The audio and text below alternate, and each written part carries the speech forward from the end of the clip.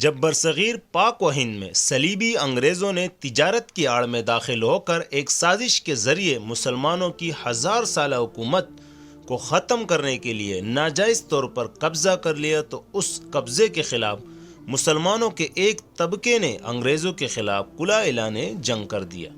ایسی صورتحال میں مسلمانوں میں سے جہادی جذبے کو ختم کرنے کے لیے صلیبیوں کو ایک ایسے ایجنٹ کی ضرورت تھی جو صلیبیوں کی حمایت اور مسلمانوں کی عقائد میں بگاڑ پیدا کر کے حکومت برطانیہ کے خلاف کی جانے والی جہادی کوششوں کو روکنے میں اپنا کردار ادا کر سکے۔ اس مقصد کے لیے صلیبی انگریزوں کی نظر کرم ضلع گرداسپور کے قصبہ قادیان میں مقیم ایک ملعون شخص مرزا غلام احمد قادیانی پر ٹھہری۔ آج سے تقریباً 120 سال قبل قادیانی مذہب کی بنیاد ڈالنے والا یہی شخص مرزا غلام احمد قادیانی ہے، جس کی پیدائش پنجاب کے ضلع گرداسپور کے قصبہ قادیان میں 1840 یا 1839 کو ہوئی۔ خاندان کے بارے میں خود مرزا نے متضاد باتیں لکھی ہیں۔ پہلے خود کو مغل برلاس بتایا، پھر ایران النسل لکھا، ایک جگہ چینی، اسرائیلی، فاطمی بھی لکھا ہے۔ تعلیم مقامی طور پر مختلف لوگوں سے حاصل کی، حرف شناسی کی حد تک انگریزی بھی پڑھی۔ ابتدائی سے عجیب و غریب استغراقی کند ذہنی جیسی کیفیت کے مالک تھے، حتیٰ کہ زندگی بھر گھڑی دیکھنا بھی نہیں آیا، دائیں بائیں پیر کے جوتوں میں بھی فرق نہیں کر پاتے تھے، اکثر الٹے پہن لیتے تھے، بیوی شناخت کے لیے نشان بنا دیتی تھی۔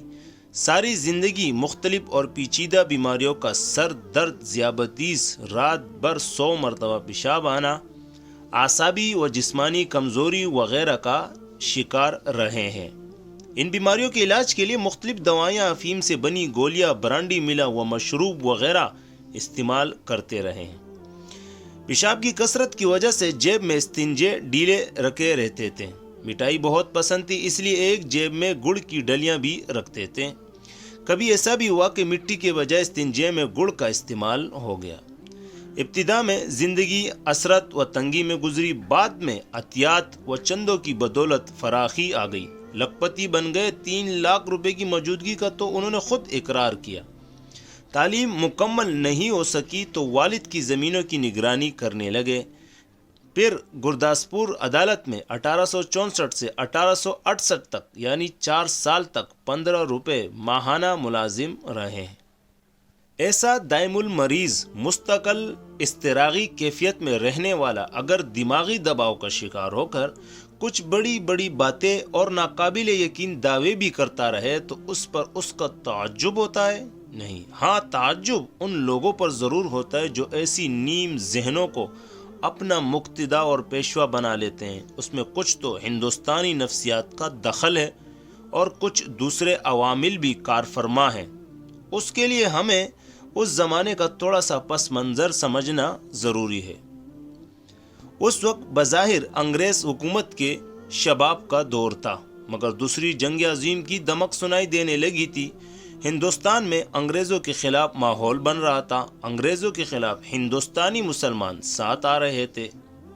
چالاک انگریز سامراج اپنے اوپر آنے والی قیامت کا اندازہ کرنے لگے تھے، اس لیے ان کو ایسے لوگوں کی ضرورت تھی جو اس کے اقتدار کے استحکام کے لیے کسی بھی طرح کام آ سکیں۔ اس کے لیے انگریزوں نے ہندوستان میں کئی لوگوں کو استعمال کیا، ان میں ایک شخصیت غلام احمد قادیانی کی بھی تھی۔ جیسا کہ پہلے ذکر کر چکا ہوں کہ مرزا نے 4 سال انگریزوں کی عدالت میں ملازمت کی ہے۔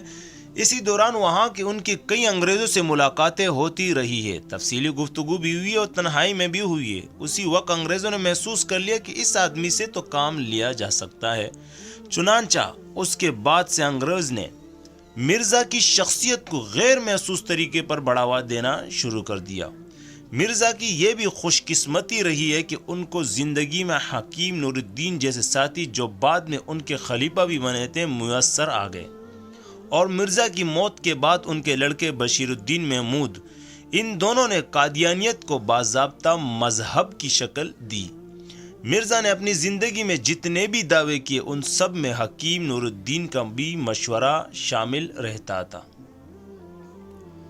سب سے پہلے مرزا کو داعیہ اسلام اور متکلم کے طور پر پیش کیا گیا۔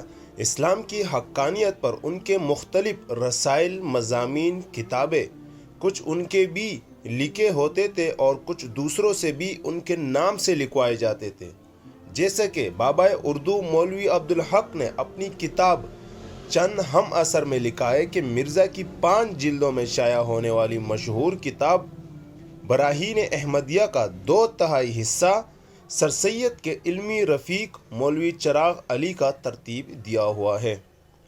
بڑی تعداد میں شائع کیے گئے، دھیرے دھیرے علاقے میں شہرت ہونے لگی، لوگ جان گئے تو اس شہرت کا فائدہ اٹھا کر 1880 میں مرزا نے اپنے مجدد اسلام ہونے کا دعویٰ کیا، پھر آگے چل کر مہدی بن گئے، پھر 1882 میں کہا کہ حضرت عیسیٰ آسمان پر نہیں اٹھائے گئے بلکہ ان کا انتقال ہو گیا ہے، ان کی قبر کشمیر میں ہے۔ حدیثوں میں جس عیسیٰ کی قرب قیامت آنے کی پیشن گوئی ہے وہ عیسیٰ بن مریم اور مسیح موعود میں ہوں۔ بات یہاں تک نہیں رہی، 1891 میں ایک اور غضب ہوا، مرزا نے خود کو نبی اکرم صلی اللہ علیہ وآلہ وسلم کے نقش ثانی کے طور پر ذیل نبی اور بظور نبی ہونے کا اعلان کر دیا۔ معاملہ اور بھی آگے بڑھا، 1901 میں باقاعدہ مکمل اور صاحب شریعت نبی بن گئے۔ دلچسپی بات یہ ہے کہ 1890 سے پہلے خود کو حضور صلی اللہ علیہ وسلم کی نبوت کا دعویٰ کرنے والے پر لعنت بھیجتے تھے، بات صرف مسلمانوں تک محدود نہیں رہی۔ 1904 میں مرزا نے خود کو آریوں کا اوتار اور ہندوؤں کا کرشن کنہیا وغیرہ ہونے کے دعوے بھی کیے ہیں۔ یہ تو سب جانتے ہیں کہ ہر دعوے کے لیے دلیل کی بھی ضرورت پڑتی ہے۔ مرزا سے بھی دلیل کا مطالبہ ہوا تو انتہائی مضحک خیز احمقانہ دلیلیں اور تاویلات پیش کی گئی۔ مثلا سوال ہوا کہ مرزا عیسیٰ بن مریم کیسے بن گئے، تو کہتے ہیں میں نے ایک عرصے تک خود میں زنانہ خصوصیات کو محسوس کی، ایسے میں اللہ تعالیٰ نے قوت رجولیت کا اظہار فرمایا، نعوذ باللہ من ذالک۔ مریم کی طرح عیسیٰ کی روح مجھ میں نفخ کی گئی اور استغارے کے رنگ میں حاملہ ٹھہرایا گیا، پھر کم و بیش 10 ماہ کے بعد پیدائش ہوئی اور اس طرح میں عیسیٰ بن مریم ٹھہرا۔ اس تعویل پر معاصرین نے خوب لتے لیے، پھر پوچھا کہ عیسیٰ تو دمشق میں نازل ہوں گے، مینار سے سیڑھی کے ذریعے زمین پر تشریف لائیں گے، ان کے بدن پر 2 چادریں ہوگی، بالوں سے قطرات ٹپک رہے ہوں گے، قادیان اور دمشق میں تو ہزاروں میل کا فاصلہ ہے۔ جواب دیکھیے، کہتے ہیں کہ قادیان بھی چونکہ یزیدی طبیعت کے پلید لوگ رہتے ہیں، اس لیے استعارے کے رنگ میں قادیان بھی دمشق میں ہیں۔ رہی بدن کی 2 چادریں، تو دراصل یہ میری 2 بیماریاں ہیں، ایک بدن کے اوپری حصے میں سر درد مراق اور دوسری بدن کے نچلے حصے میں ذیابطیس اور اس کی وجہ سے پیشاب کے قطرات۔ اس سے بڑھ کر مرزا ملعون نے ایسے ملعون دعوے کیے جو نہ تو سنے جا سکتے ہیں اور نہ ہی بولے جا سکتے اور نہ ہی لکھے جا سکتے ہیں۔ مرزا کے ماننے والوں کی نظر میں مرزا کی بیوی ام المؤمنین، ساتھ رہنے والے صحابی اور جانشین خلفائے راشدین کے برابر ہیں۔ مرزا کے مطابق ان پر وحی بھی کئی زبانوں میں آتی تھی، عبرانی، انگریزی۔ بچپن میں انگریز کے کچھ جملے یاد ہو گئے تھے تو وہی مرزا کے وہی بن گئے، جیسے I'm with you, I love you, I shall help you. اب رہی باقی زبانیں جیسے ہندی، پنجابی، اردو، تو وہ بول چال کی زبان تھی، فارسی سرکاری زبان، ان میں تو وہی آنی ہی تھی۔ عربی میں جو کچھ وحی کی شکل میں نازل ہونے کا دعویٰ کیا گیا وہ مختلف قرآنی آیات و احادیث کے ٹکڑوں کا غیر مربوط مجموعہ ہے۔ آیات و احادیث کے علاوہ اگر کچھ عربی میں لکھنے کی کوشش کی وہ ہندوستانی عربی جو گرامر اور قواعد کے لحاظ سے غلط، بے ربط، بے معنی اور بے مقصد کلام ہوتا ہے۔ مرزا کی کتابوں میں سے مخالفین کے لیے، خواہ وہ مسلمان ہو یا عیسائی، پادری یا ہندی، پرچاک، سب کے لیے انتہائی سخت اشتعال انگیز بلکہ مغلظات بری استعمال کی گئی۔ مخالف کی محترم شخصیت کی توہین، الزامات، لعنت و ملامت ان کی عام عادت ہے۔ چنانچہ نعوذ باللہ عزیزہ کو شرابی، آوارہ، ان کے خاندان میں ان کی دادی اور نانیوں کے ناقابل تحریر الفاظ استعمال کیے گئے، نعوذ باللہ من ذالک، استغفر اللہ۔ اسی طرح ہندوؤں اور آریہ سماج کی مذہبی شخصیات، ان کے عقائد پر فحش جملے اور کریہ اشارے کی کثرت سے کیے جاتے تھے، عام طور پر حرام زادوں، کنجروں کی اولاد تکیہ کلام کے طور پر استعمال ہوا ہے۔ مرزا غلام قادیانی کی اس غیر مسلم مخالفین کے خلاف اس بد زبانی اور دشنام ترازی کے دو خراب ترین نتائج سامنے آئے۔ ایک تو یہ ہے کہ اس وقت ہندوستان میں انگریزوں کے خلاف جو ہندو مسلم فرقہ وارانہ اتحاد کی فضا قائم ہو رہی تھی، اس کو سخت نقصان پہنچا۔ دوسرا نقصان یہ ہوا کہ مرزا کی بد زبانی سے دوسرے لوگوں کو، آریہ سماجیوں اور انگریز پادریوں کو اسلام، آن حضرت صلی اللہ علیہ وآلہ وسلم، ازواج مطہرات اور اہل بیت کے خلاف اسی انداز بلکہ اس سے بڑھ کر بد زبانی کا حوصلہ پیدا ہو گیا۔ اس سے پہلے اہل اسلام کے خلاف ایسی غلیظ زبان کبھی استعمال نہیں ہوئی تھی جس طرح اس مرزا ملعون خبیث شخص نے استعمال کی تھی۔ مرزا کی کچھ پیشن گوئیاں تو ایسے ہی ہے جیسے آج تک قادیانیوں کے لیے ندامت کا سبب بنتی رہی ہے۔ مثلا مرزا نے 1846 میں پیشن گوئی کی کہ میری بیوی کو جو حمل ہے اس سے ایک لڑکا پیدا ہوگا جو میری نبوت کا معجزہ ہوگا۔ اس ہونے والے لڑکے کے بے شمار فضائل و مناقب بیان کرتے ہوئے یہاں تک کہہ دیا کہ جیسے کہ اللہ تعالیٰ نعوذ باللہ من ذالک کہ خود آسمان سے اترا ہو، اللہ اکبر، مگر لڑکا نہیں پیدا ہوا بلکہ لڑکی پیدا ہو گئی۔ مخالفین نے خوب لطف اڑایا، مذاقہ اڑایا، مرزا نے بہت سے تعویلات کی، پھر کہا اس مرتبہ وہ پسر موعود ضرور پیدا ہوگا۔ 17 اگست 1817 کو لڑکا پیدا ہوا، اس کا بھی انتقال ہو گیا۔ اس کے بعد مرزا کی کوئی اولاد نرینہ نہیں ہوئی، خود ان کا انتقال ہو گیا۔ مرزا کے بعد مخالفین نے خوب مذاق اڑایا، اشتہارات شائع ہوئے۔ آخر کار مرزا کے لڑکے بشیر الدین محمود، جس کی پیدائش اسی پیشن گوئی سے پہلے کی تھی، اس نے دعویٰ کر دیا کہ مرزا کو اپنا الہام سمجھنے میں غلطی ہوئی، وہ پسر موعود خود میں ہوں۔ مرزا غلام احمد قادیانی کی ان تمام تضاد بیانیوں، دروغ گوئیوں اور حماقتوں کے باوجود کچھ لوگ ایسے بھی موجود تھے جنہوں نے لاکھوں روپیہ مرزا کو براہین احمدیہ کے 50 جلدیں لکھنے کے لیے دیا، مگر 25 سال کے عرصے میں مرزا نے صرف 5 جلدیں شائع کی اور کہہ دیا کہ 5 اور 50 میں تو صرف ایک نقطے کا فرق ہے۔ اس لیے اتنی ہی کافی ہے کہ ایسے کلے فریب کے باوجود ان کی عقیدت میں فرق نہیں آیا، سمجھا جا سکتا ہے کہ ان کے پیچھے کتنا زبردست معشوق رہا ہوگا۔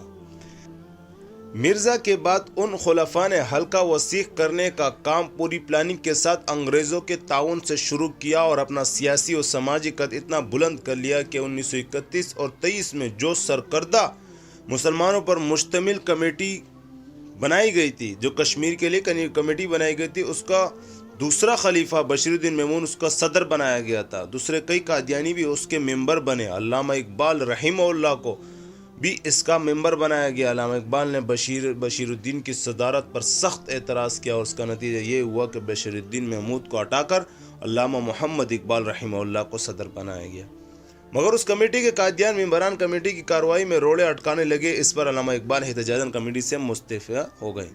ملکی آزادی اور تقسیم کے بعد بشیر الدین محمود اپنے سینکڑوں حامیوں کے ساتھ پاکستان چلا گیا اور وہاں ربوہ کو اپنا مستقر بنایا اور پاکستان میں بھی سیاسی اور سماجی اثر قائم کرنے کی پوری کوشش کی اور اس میں کامیاب بھی رہا۔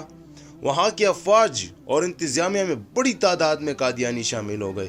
پاکستان کا پہلا وزیر خارجہ سر ظفر اللہ خان قادیانی بنا، نیز منصوبہ بندی کمیٹی کا سیکریٹری ایم احمد، جو کہ ایک وقت میں اتنا طاقتور تھا کہ یحییٰ خان کے بعد ملک کی صدارت کے لیے اس کا نام آ رہا تھا، وہ مرزا غلام احمد کا پوتا تھا۔ طاقت کے نشے میں وہاں ان کی سرگرمیاں ظلم و ستم کی طرف بڑھتی گئی۔ اپنے علاوہ تمام مسلمانوں کو جو قادیانی نہیں تھے کل عام کافر دائرہ اسلام سے خارج جہنمی کہا جانے لگا۔ یہ بھی کہا گیا کہ مسلمانوں کو اپنی لڑکی نہ دی جائے بلکہ ان کی لڑکیاں زیادہ سے زیادہ لائی جائے تاکہ ہمارا مذہب آگے بڑھتا رہے۔ غیر قادیانی کا جنازہ، حتیٰ کہ غیر قادیانی بچے کا جنازہ بھی نہ پڑھایا جائے۔ اسی وجہ سے ظفر اللہ خان نے محمد علی جناح کا جنازہ نہیں پڑھا تھا۔ انتظامیہ میں بڑی تعداد قادیانی تھی، اس لیے عام مسلمانوں کو سخت پریشانی اور تعصب کا سامنا کرنا پڑتا تھا۔ ربوہ اسٹیشن پر کالج کے بچوں کے گروپ کی قادیانیوں نے مار داڑ کی، متعدد علاقے ہوئی اور درجنوں زخمی ہوئے۔ ان سب کے نتیجے میں پاکستان میں زبردست شورش پیدا ہوئی، تمام مسلک کے مسلمان متحد ہوئے اور قادیانیوں کے خلاف زوردار تحریک چلائی گئی، جس کے لیے وہاں کے مسلمانوں کو بہت جانی اور مالی قربانیاں پیش کرنا پڑی۔ تب کہیں جا کر وہاں کی حکومت قادیانیوں کے خلاف قانون بنانے کے لیے مجبور ہو گئی۔ چنانچہ 7 دسمبر 1974 کو ذوالفقار علی بھٹو کی حکومت میں حکومتی سطح پر قادیانیوں کو غیر مسلم قرار دینے کا اعلان کیا گیا اور ان کے اوپر تمام اسلامی اشعار کے استعمال پر پابندی لگائی۔ اب تک ان کی عبادت گاہ مسجد، ان کی عبادات، نماز، اذان کہی جا سکتی تھی، اب قانون کی روح سے وہ ان اصطلاحات کا استعمال نہیں کر سکتے تھے۔ پاکستان میں غیر مسلم قرار دیے جانے کے بعد ان کا خلیفہ مرزا ناصر انگلینڈ منتقل ہو گیا اور اسی انگریز کے دامن میں پناہ لی جس نے اس گروہ کو کھڑا کیا تھا۔ یہ سوال کیا جا سکتا ہے کہ مرزا غلام احمد قادیانی نے خود انگریزی پادریوں کے خلاف بدزبانی کی، برا بلا کہا، ایسے میں یہ کیسے کہا جا سکتا ہے کہ یہ گروہ انگریزوں کا ترتیب دیا ہوا ہے؟ اس کا جواب خود مرزا نے گورنمنٹ عالیہ کے نام ایک خط میں لکھا ہے کہ عیسائی اخبار نور افشاں اور دیگر پادریوں کے حضور کے خلاف اشتغال انگیزی پر مسلمانوں میں گورنمنٹ کے خلاف سخت غصہ پیدا ہو گیا تھا۔ اس کو ٹھنڈا کرنے کے لیے میں بھی بہت سخت زبان استعمال کی۔ مرزا نے انگریزوں کے خلاف جہاد کو حرام قرار دیا اور خود کو انگریزوں کا خود کاشتہ پودا ہونا تسلیم کیا۔ ملکہ وکٹوریہ کے خط میں مرزا نے یہ بھی لکھا کہ میں نے انگریز حکومت کی حمایت میں اتنی کتابیں لکھی کہ 50 الماریاں بھر جائے۔ آج کل مرزا کا 5واں خلیفہ مرزا مسرور بھی لندن میں مقیم ہے، وہیں سے قادیانیوں کا ٹیلی ویژن چینل اور دیگر سرگرمیاں چل رہی ہے۔ یہ لوگ کمزور، ناخواندہ اور غریب مسلمانوں کو اپنے جال میں پھانسنے کی کوشش کرتے رہتے ہیں۔ ہندوستان میں بھی ان کا سب سے بڑا سینٹر قادیان ہے، جہاں سالانہ میلہ ہوتا ہے، سارے ملک کے قادیانی شرکت کرتے ہیں۔ ان کا خلیفہ سیٹلائٹ کے ذریعے خطاب کرتا ہے۔ ممبئی میں ان کا مشن قائم ہے۔ اسرائیل سے اس گروہ کے خصوصی تعلقات ہیں۔ اسرائیل میں قادیانیوں کا سب سے بڑا دفتر بھی قائم ہے۔ کھلے عام آمد و رفت ہوتی رہتی ہے، وہاں سے ہر قسم کا تعاون بھی حاصل ہوتا رہتا ہے۔ آج کل قادیانی سرگرمیوں کی تفصیلات قادیان سے شائع ہونے والی اخبار بدر میں چھپتی رہتی ہے۔